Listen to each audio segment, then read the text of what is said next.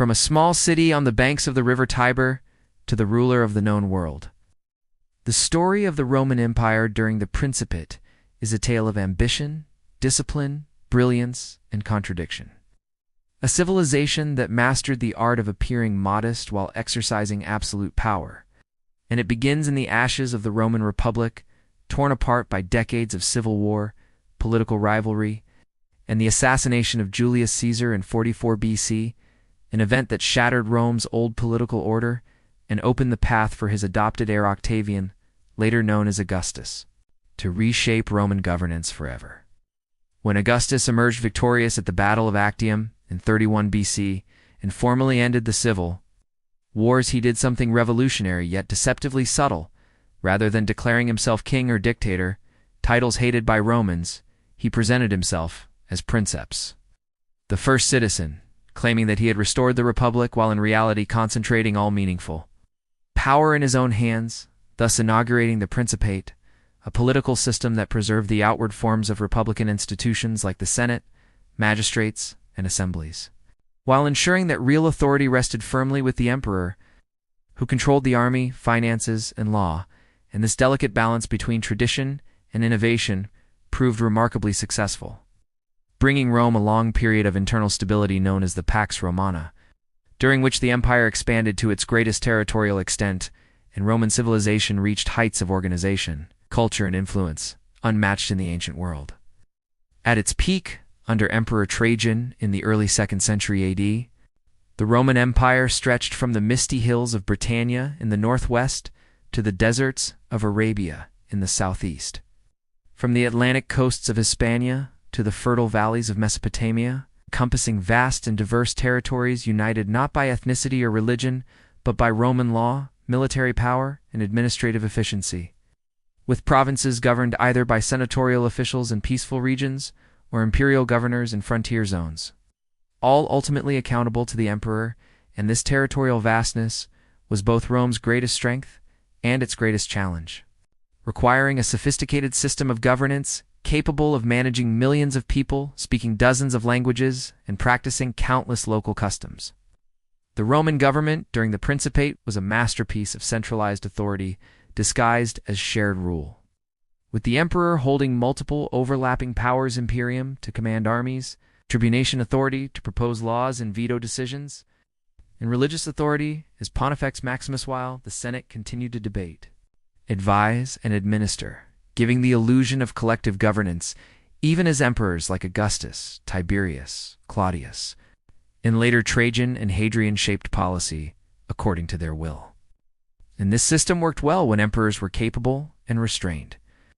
allowing efficient taxation, standardized laws, and infrastructure projects that bound the empire together, including roads that stretched for tens of thousands of miles, aqueducts that supplied cities with fresh water, ports and warehouses that facilitated a vast trade network linking Britain's tin mines to Egypt's grain fields and the spice routes of the East. Underpinning all of this was the Roman military, the true backbone of imperial power. A professional standing army unlike anything the ancient world had known before, composed of disciplined legions of citizen soldiers supported by auxiliary troops drawn from the provinces, trained to fight in tight formations, build fortifications, and maintain order. And stationed along the Empire's borders from the Rhine and Danube rivers to Hadrian's Wall in northern Britain, where stone and earth marked the limits of Roman authority. And while the army defended the empire from external threats, it also played a decisive role in internal politics, for emperors ruled only so long as they retained the loyalty of the legions, a reality that would later become a fatal weakness when soldiers began to proclaim their own generals as emperors. Yet during the height of the Principate, Rome's military strength ensured peace and security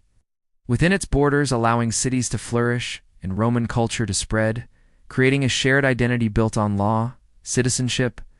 and public life rather than race or religion. And daily life in the empire reflected this blend of unity and diversity,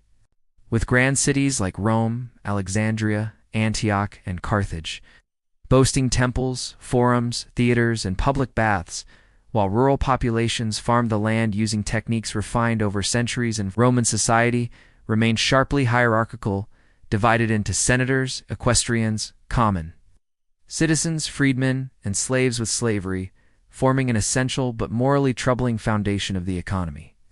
powering agriculture, mining, and household labor, even as Roman law gradually expanded citizenship rights to more people, culminating in Emperor Caracalla's edict granting citizenship to nearly all free inhabitants of the empire. Religion during the Principate was equally complex, rooted in traditional Roman polytheism that emphasized ritual and civic duty rather than personal belief, incorporating gods from conquered peoples and encouraging loyalty to the state through the imperial cult, which honored emperors as divine figures or chosen agents of the gods. Yet this religious tolerance had limits, as seen in the persecution of groups like early Christians who refused to participate in state rituals. Even though Christianity would eventually grow from a persecuted sect into a transformative force within the empire. Culturally, Rome was a borrower as much as a creator, absorbing Greek philosophy, art, and literature while imprinting them with Roman practicality, producing monumental architecture like the Colosseum where gladiatorial games entertain the masses and engineering marvels that still inspire today. And these cultural achievements reflected the strengths of the Roman system, its ability to organize, adapt, and integrate. But beneath the surface, cracks were forming, for the very features that made the Principate successful also contained seeds of decline, particularly the lack of a clear and stable system for succession, which meant that imperial power often passed through adoption, assassination, or military support rather than lawful inheritance, leading to periods of uncertainty and violence whenever a strong emperor died without an obvious heir. Economically, the empire faced growing pressures as the cost of maintaining the army and bureaucracy increased. Taxes rose, currency was debased, and wealth became concentrated in the hands of elites. While small farmers struggled and urban populations became dependent on state-provided grain, weakening traditional civic responsibility. Socially and morally, some Roman writers lamented a decline in traditional values, criticizing corruption, luxury, and the loss of republican virtue. And although such complaints were common in every age, they reflected genuine anxieties about the sustainability of imperial rule. By the 3rd century AD, these weaknesses erupted into a full-scale crisis as the empire faced simultaneous threats from barbarian invasions, internal rebellions, economic collapse, and rapid turnover of emperors, many of whom ruled only months before being killed by their own troops, revealing how the military dominance that once secured Rome had turned into a source of instability. And it became clear that the Principate, with its careful balance between republican tradition and imperial authority, could no longer manage the pressures of governing such a vast and troubled empire, leading to radical reforms under Emperor Diocletian, who abandoned the old pretense of shared rule and established the dominate and openly autocratic system that marked the end of the Principate era. Yet even as this chapter closed, the legacy of the Roman Empire during the Principate endured, for it had demonstrated how law, infrastructure, military discipline, and administrative skill could unite diverse peoples under a single political system, influencing the development of European states' legal traditions and political thought for centuries to come. And the story of the Roman Empire in this age remains a powerful reminder that great civilizations are built not only on strength and conquest, but on balance, adaptability, and restraint, and that when power grows too concentrated, it's traditions to hollow, and systems to dependent on individuals rather than institutions, even the mightiest. Empire can begin to fade, leaving behind ruins, roads, laws, and lessons that still shape the modern world.